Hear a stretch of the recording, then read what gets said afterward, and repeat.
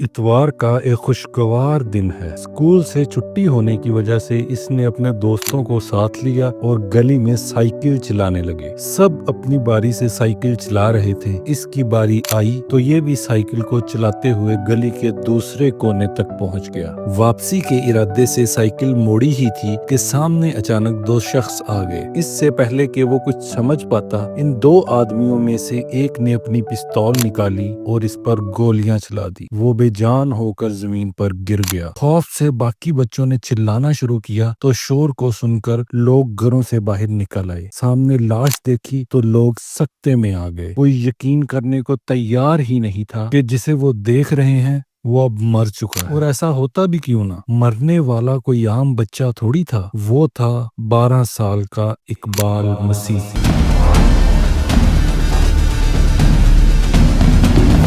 جی ہاں، یہ وہی اقبال ہے جس نے اس وقت پاکستان میں چائلڈ لیبر کو فروغ دینے والے مافیا کی ساکھ ہلا کر رکھ دی تھی، اور اس کی موت پر امریکی اخبار دی واشنگٹن پوسٹ میں اس کی خبر کے ساتھ ایک لائن لکھی گئی کہ آپ اندازہ بھی نہیں کر سکتے وہ کتنا بہادر تھا۔ اقبال مسیح 1983 کو پاکستان کے صوبہ پنجاب کے شہر مریدکے میں ایک غریب گھر میں پیدا ہوئے۔ وہ ایک عیسائی خاندان سے تعلق رکھتے تھے۔ ان کے والد سیف مسیح بھی ایک مزدور تھے اور ان کی ماں عنایت بی بی گھریلو ملازمہ تھی، لیکن ان کی آمدنی خاندان کے لیے ناکافی تھی۔ اقبال اور اس کے بہن بھائیوں کی دیکھ بھال اس کی بڑی بہن نے کی۔ غربت نے اقبال کے بچپن کو چھین لیا۔ 1986 آتے آتے اقبال کے والد نے اپنے بھائی کی شادی کے لیے کسی شخص سے 600 روپے کا قرضہ لیا، اور قرضہ نہ چکانے کی وجہ سے اقبال کو ایک مقامی کارپٹ کی فیکٹری میں کام کے لیے بھیج دیا گیا۔ وہاں پر اقبال سے روزانہ 12 سے 16 گھنٹے کام کروایا جاتا، تاریخ اور گندی فیکٹری میں، اور اسے مارا بھی جاتا اور کھانا بھی کم دیا جاتا۔ اس کے علاوہ بھی اسے بہت سی اذیت کا سامنا کرنا پڑتا تھا۔ اس کا ننھا سا جسم محنت سے کمزور ہو گیا تھا۔ فیکٹری میں زیادہ مشقت کرنے کی وجہ سے اور کھانا ٹھیک سے نہ ملنے کی وجہ سے اقبال کو گروتھ سٹنٹنگ ہو گئی تھی،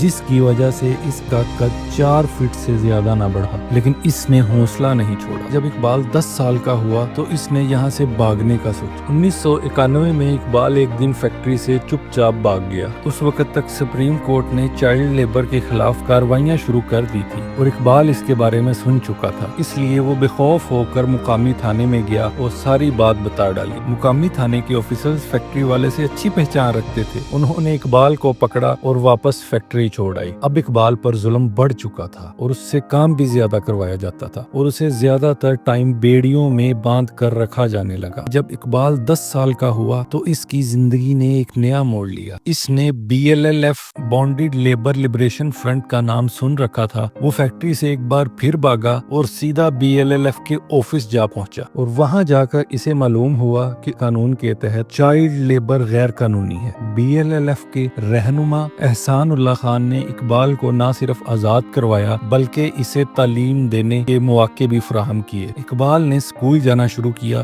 اور اپنی ذہانت سے سب کو متاثر کر دیا۔ تعلیم نے اقبال کے اندر ایک نئی روح پھونک دی تھی۔ وہ اپنی کہانی دوسروں تک پہنچانے لگا۔ اس نے BLLF کے ساتھ مل کر پاکستان بھر میں ریلیوں اور جلسوں میں حصہ لیا، جہاں اس نے بچوں کے استحلال کے خلاف آواز اٹھائی۔ اس کی بہادری نے ہزاروں بچوں کو جبری مشقت سے آزاد کرانے میں مدد کی۔ اقبال کی تقریریں اتنی اثر انگیز تھیں کہ وہ جلد ہی بین الاقوامی توجہ کا مرکز بن گیا۔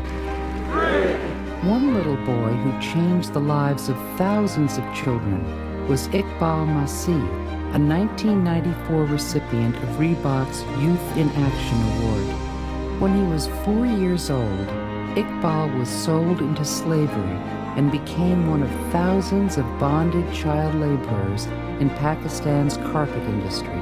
He toiled 12 hours a day, 7 days a week for 6 years. Finally, at age 10, he escaped with the help of the Bonded Labor Liberation Front and became a fervent activist against child labor. As a result of his efforts, thousands of children were released from bonded labor. He was special. He changed a lot of people's lives, their attitudes. People like him change our world.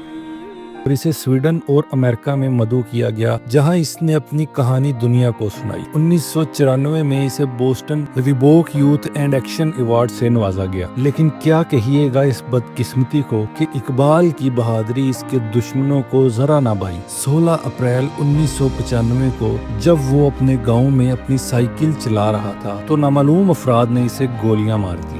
وہ صرف 12 سال کا تھا۔ اس کی موت نے دنیا بھر میں صدمہ پیدا کر دیا، لیکن اس کی جدوجہد رائیگاں نہ گئی۔ اقبال کی کہانی نے بچوں کے حقوق کے لیے عالمی تحریک کو جنم دیا۔ آج کئی اسکول، ایوارڈز اور تنظیمیں اس کے نام سے ہیں۔ اقبال کو آخر کس نے مار دیا؟ کیونکہ جہاں وہ کئی لوگوں کی آنکھ کا تارا تھا، وہاں پر وہ کئی لوگوں کی آنکھوں میں بہت ہی چبھن پیدا کر رہا تھا، کیونکہ وہ چائلڈ لیبر کے خلاف آواز اٹھانے والا پہلا شخص تھا۔ انگلیاں تو بہت سارے تاجروں پر اٹھیں۔ انسانی حقوق کی تنظیموں جیسا کہ ایمنسٹی انٹرنیشنل اور BLLF نے اس کے قتل کی آزادانہ تحقیقات کا مطالبہ بھی کیا، لیکن کبھی بھی تحقیقات کا حکم نہیں ملا۔ اقبال مسیح ایک عام بچہ تھا، لیکن اس کی غیر معمولی ہمت نے اسے تاریخ کا ہیرو بنا دیا۔ اس کی کہانی ہمیں سکھاتی ہے کہ عمر یا حالات سے قطع نظر ایک آواز ظلم کے خلاف لڑ سکتی ہے۔